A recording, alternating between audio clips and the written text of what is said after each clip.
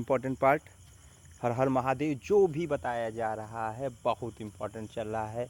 इसको नहीं देखा तो कुछ भी नहीं देखा। पारिस्थितिक तंत्र में ऊर्जा का प्रमुख स्रोत क्या है? सूर्य है। ऊर्जा का गैर परंपरागत स्रोत कौन सा है? सौर विकिरण है। उत्तर भारत की अर्थव्यवस्था का मरुदंड कौन है? गंगा नदी। शांति घाटी अवस्थित है केरल में। This is the very important question. शांति घाटी कहाँ अवस्थित है भैया? केरल में। भारत में मैंगो वनस्पति मुख्यतः पाई जाती है सुंदरबन में। भारतीय वन्य जीव संस्थान कहाँ पे? देहरादून। देहरादून देहरादून। भारत का सर्वप्रथम राष्ट्रीय उद्यान कौन है? कार्बेट उत्तराखंड में है। जिम कार्बेट इसको बोला जाता है पूरा नाम। जंगली गधों, बहुत इंपॉर्टेंट क्वेश्चन है। जंगली गधों का अभ्यारण्य कहाँ है? गुजरात। और गुजरात में बब्बर शेर पर भी पाया जाता है। प्रकाश संश्लेषण की क्रिया में कौन सी गैस बाहर निकलती है? तो ऑक्सीजन निकलती है। पौधे प्रकाश संश्लेषण के दौरान किस गैस को अवशोषित करते हैं? अवशोषित मतलब लेते हैं, कार्बन डाइऑक्साइड अवशोषित करते हैं, ध्यान रखेंगे कार्बन डाइऑक्साइड। प्रकाश संश्लेषण की क्रिया सबसे तेज किस रंग में प्रकाश में फैलती है? तो लाल रंग में। बहुत इंपॉर्टेंट क्वेश्चन है। पत्तियों का हरा रंग किसके कारण होता है? क्लोरोफिल या हरित लवण के कारण। टमाटर पकने के ये भी क्वेश्चन पूछा है, क्लोरोफिल हरित लवण के कारण। और ये भी क्वेश्चन पूछा है, टमाटर पकने पर लाल क्यों हो जाते हैं? ललित लवण के कारण। क्लोरोफिल में कौन सी धातु पाई जाती है? मैग्नीशियम। Mg। घटपड़ी या नेफोथिस कैसा पौधा है? तो ये कीटभक्षी पौधा है। नाइट्रोजन की कमी पूरी करने के लिए कीड़े खाते हैं। भारत में घटपड़ी पौधा मुख्य रूप से कहाँ पाया जाता है? तो मेघालय में पाया जाता है। मशरूम और यीस्ट किसके उदाहरण है? तो कवक के उदाहरण है। रेगिस्तानी ओक नामक पेड़ कहाँ पाया जाता है? तो ये ऑस्ट्रेलिया में पाया जाता है और इसकी जड़ पानी तक गहराई में पहुंचती है। ये भी बहुत इंपॉर्टेंट है। खेजड़ी का वृक्ष मुख्यतः किस राज्य में पाया जाता है? तो राजस्थान के मरुस्थलीय क्षेत्र में पाया जाता है। राजस्थान के मरुस्थलीय क्षेत्र में पाया जाता है। सिनकोना के पेड़ की छाल से किस बीमारी की दवा बनाई जाती है? तो ध्यान रखेंगे मलेरिया, और उसे कुन्नैन दवा कहते हैं, कुन्नैन। मलेरिया रोग किस परजीवी के कारण होता है?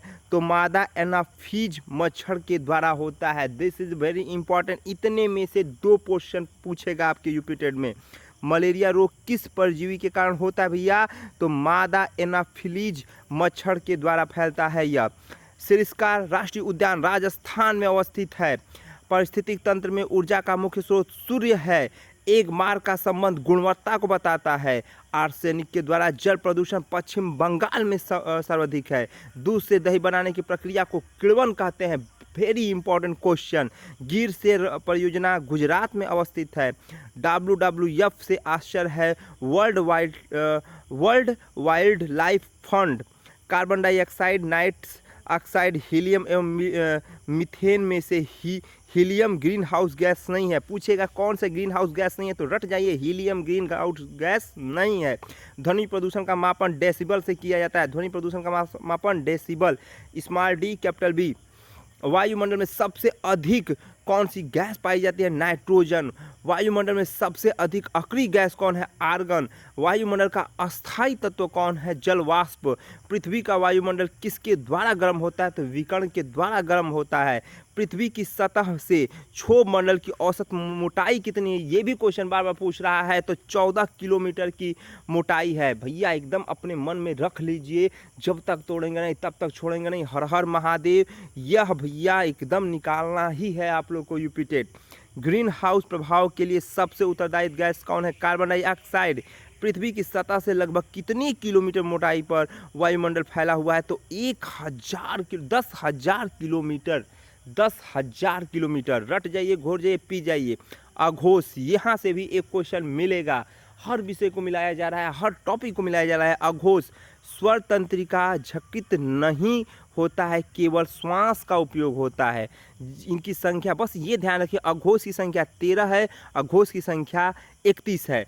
इसमें वर्ग का पहला और दूसरा आएगा। अघोष में पहला और दूसरा, जैसे क, ख, च, छ, ट, ठ, त, थ, प, फ। और उसमें व्यंजक जहाँ पे हम बोलने पर उष्मा उत्पन्न हो, बड़का स, पेट फरौआ स, छोटका स। अब जानेंगे घोष में। तो घोष में संख्या कितनी होगी भैया? 31। सभी स्वर अ, आ, ई, बड़ी ई, ऊ, छोटा ऊ, बड़ा ऊ, री, ए, ऐ, ओ। वर्ग वर्ग में इसमें 3 4 5, उसमें 1 2 आ रहा था, इसमें 3 4 5 आ जाएगा। जैसे ग है, घ है, अंग है, ज है, झ है, इय है, ड है, ढ है, अड़ है, द है, ध है, न है, ब, भ, म। और यहाँ से ध्यान रखेंगे अंतस व्यंजक य, र, ल, व।